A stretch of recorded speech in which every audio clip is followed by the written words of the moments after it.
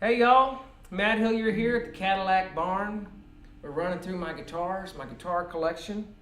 And this guitar, as you can see, I have to hold a little bit differently because it's a V, Flying V, Dean V, 1980.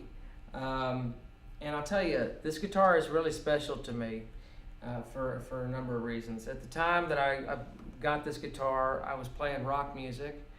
And I was working with a couple of studio Les Pauls, and those are just, standard go-to rock and roll guitars. Well, shoot, you can play anything on them. They're just super versatile. But I would go into Charlie's Guitar Shop, my neighborhood guitar shop, and of course, legendary guitar shop. You should go check them out.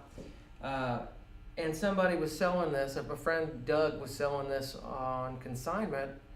It was hanging on the rack, and I guess Dean made these great guitars in the 80s, and they were really popular and sought after when they came out by rock musicians. But then I guess maybe they got out of sway for a little bit, so people didn't, they kind of just rolled their eyes at them a little bit. But this thing is just a great guitar, and every time I would walk by it, I'd have to stop and take it off the rack and play it a little bit. And I kept saying, this is either kind of a ridiculous guitar because of this paint job just being what it is, and just, this huge headstock and the way it sort of mirrors the body, and just, it wasn't one of those things where everybody was just like, oh yeah, man, I got a Dean back in those days.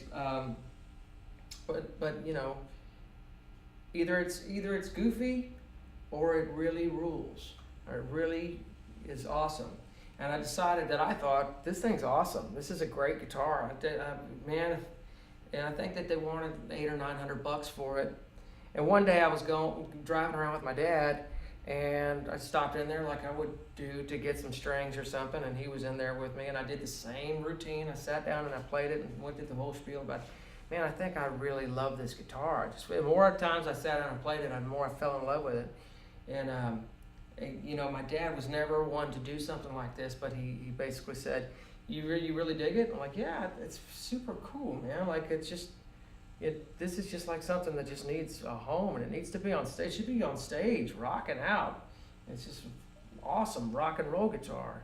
And he just bought it right there for me. That's not something that he ever just did willy-nilly. It's not like he had just that money just to throw away. But he just figured, what the heck? I'm going to buy my son this guitar, which makes it mean so much more. And I took it out and I played it on lots and lots of rock shows, and I learned to just really just love this thing because it just kicks ass. I had the pickups replaced with Seymour Duncan, the stock pickups replaced with Seymour Duncan JBs, which are hotter and just kind of were better for the sort of crunchy rock tone I was going for. I don't know if this little amp that's upholstered by Kurt Moore is outfitted so much to get a nice crunchy tone, but it is just a cool guitar. But here's a lesson to anybody who's thinking about buying a V.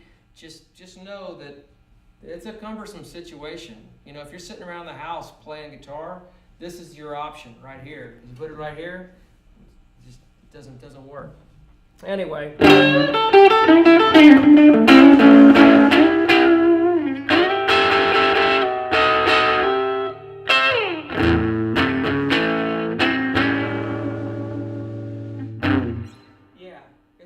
It's a cool guitar, but the rear position.